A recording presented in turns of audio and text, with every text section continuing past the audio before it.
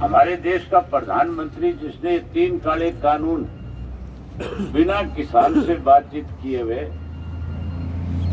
बिना किसी के मांगे जबरदस्ती देश के किसान के ऊपर थोप दिए। ये जो कानून बनाए गए हैं, ये देश के प्रधानमंत्री की सोच नहीं थी। ये कानून भी अंबानी और अडानी के लिए बनाए गए हैं। जब कोरोना की बीमारी चल रही थी, जब नई नई कोरोना आई थी, तो उस वक्त के अंदर पूरे देश के अंदर इस तरह का लॉकडाउन था कि कोई व्यक्ति अपने घर से बाहर नहीं निकल रहा था। सड़कों के ऊपर कोई साधन नहीं चल रहा था। स्कूल और कॉलेज बच्चों की पढ़ाई के जो थे बंद हो गए थे। छोटी छोटी दुकानें जो गांव में भी थी, कस्बे में थी, शहर में थी, बाजार पूरे बंद कर दिए गए थे। यहां तक भी कि सारी फैक्ट्रियां भी बंद हो गई थी। और जब फैक्ट्रियां बंद हुई थी तो जिन फैक्ट्रियों के मालिक थे अंबानी और अडानी जैसे लोग, जो बड़ी बड़ी फैक्ट्रियां थी जिनमें रोजाना हजारों करोड़ का कारोबार होता था, वो जब ठप हो गया था, तो फिर अंबानी और अडानी ने ये मान लिया था कि कभी ऐसे हालात भी इस देश के, इस दुनिया के हो सकते हैं कि जो तुमने आज तक कमाया वो सारा का सारा कहीं 2-4 महीने में खत्म ना हो जाए। और जब फैक्ट्रियां बंद होगी, सरकार के पास टैक्स के रूप में पैसा जो फैक्ट्रियों से आ रहा था वो मिलना बंद हो गया, तो अलग अलग मुख्यमंत्रियों ने बयान दिए थे कि हमारे पास तो हमारे कर्मचारियों को तनख्वाह देने का पैसा भी नहीं है। उस वक्त में जब देश आर्थिक रूप से कमजोर हो रहा था, हर देश जो है दुनिया का, वो आर्थिक उसकी हालात जो है, कैसे वो देश मजबूत है, कैसे वो देश प्रोग्रेसिव है, उन सब का कारण है। किसी की अर्थव्यवस्था तो टूरिज्म पे टिकी है, किसी की मिनरल्स पे टिकी हुई है, कोई माइनिंग पे टिका हुआ है, किसी मुल्क में इंडस्ट्री ज्यादा है। हिंदुस्तान को कृषि प्रधान देश कहा जाता है। हमारी जो आर्थिक देश की जो स्थिति है वो किसान के ऊपर है, वो कृषि पे आधारित है। जब देश आर्थिक रूप से कमजोर हो रहा था तो केवल किसान एक ऐसा था जो इस देश को आर्थिक रूप से भी मजबूत कर रहा था। आप लोगों की मेहनत की वजह से जहां देश की हालत खराब हो रही थी, इस किसान ने इस देश को फिर से जिंदा कर दिया, फिर से खड़ा कर दिया।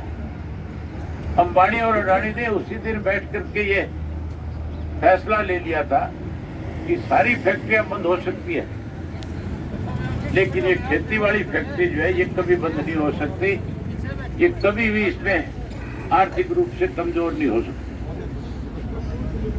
इसलिए उन्होंने प्रधानमंत्री पे दबाव बनाया और उनसे कह करके इस कोरोना की आड़ के अंदर ये इस तरह के 3 कृषि के काले कानून बनाने का काम किया।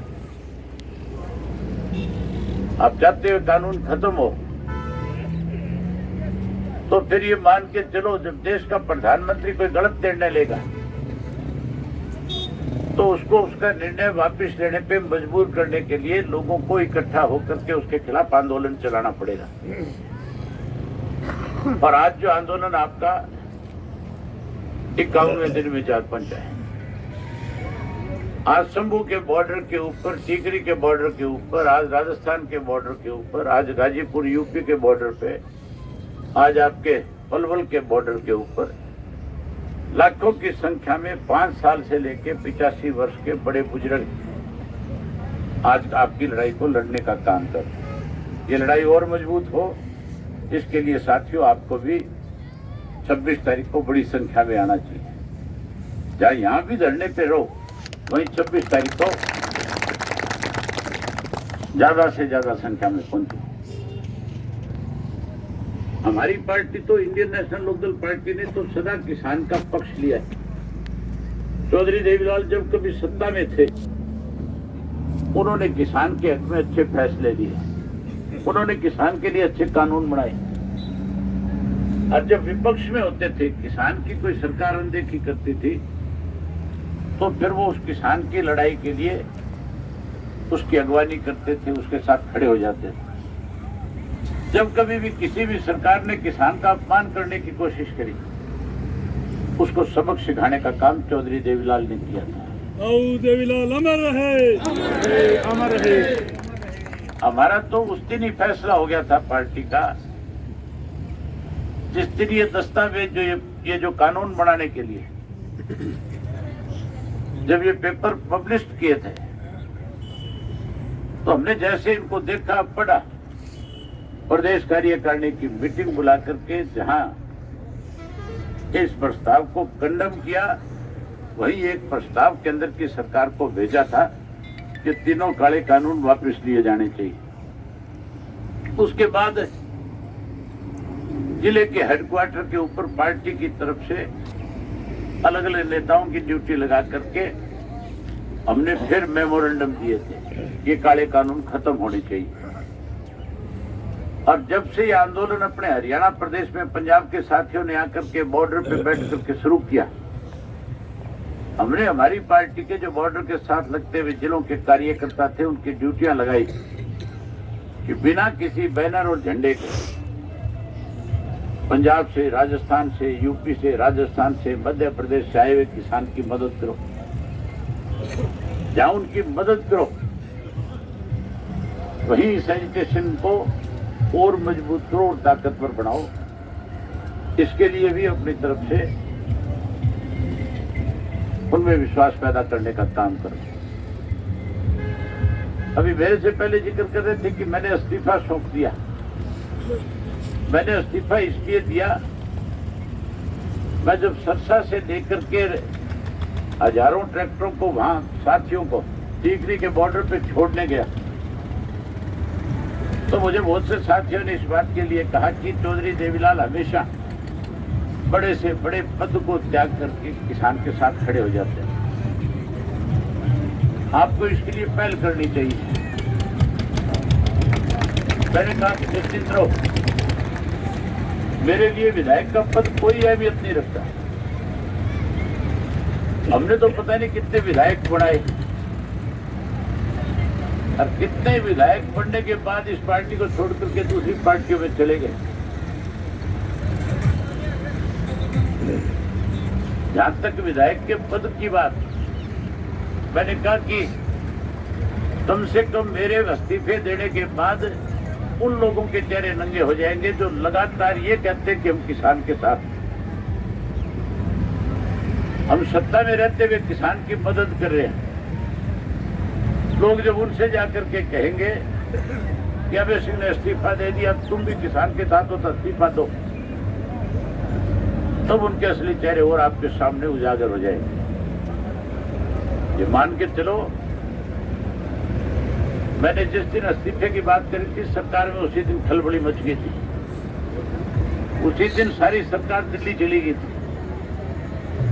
27 को जब मेरा इस्तीफा मंजूर हो जाएगा, उसके बाद आप ये मान करके चलो, बहुत सारे एमएलए जो किसान की बात करने वाले हैं उनको मजबूर होकर के इस्तीफे देने पड़ेंगे, और ये खट्टर की सरकार जो है इसको सत्ता से पार होना पड़ेगा।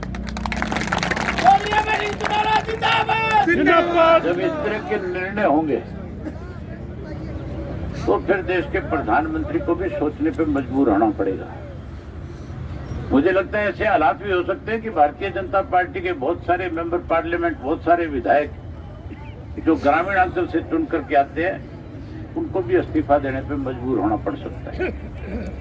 इसलिए साथियों, ये जिस तरह आंदोलन और मजबूत हो और ऐसे लोग जो आपके वोट से चुन करके गए हैं वो मजबूर हो, इसके लिए इस आंदोलन में राजनीति से ऊपर उठ करके कैसे किसान की खेती को बचाया जा सके, कैसे किसान अपनी जमीन से बेदखल ना हो, उसके लिए ये कृषि के कानून वापस हो, इसके लिए लड़ने की जरूरत है। आज तो पगड़ी की लड़ाई है कि नहीं है? तो खास करके नौजवान साथियों से कहूंगा कि आप अपने अपने घर से ट्रैक्टर लेकर के, ट्रैक्टर में भी एक काम और करना, एक ट्रैक्टर के पीछे 2 टोचन कर लेना, ताकि तेल भी कम बढ़े, खर्चा भी कम लगे, आदमी भी पूरे जाए, ट्रैक्टरों की गिनती भी ज्यादा हुए। होगी कि नहीं होगी? ये नए ट्रैक्टर वाले नहीं जाते 3-3 4-4 जोड़ के, उसी तरह जोड़ के ले आओ।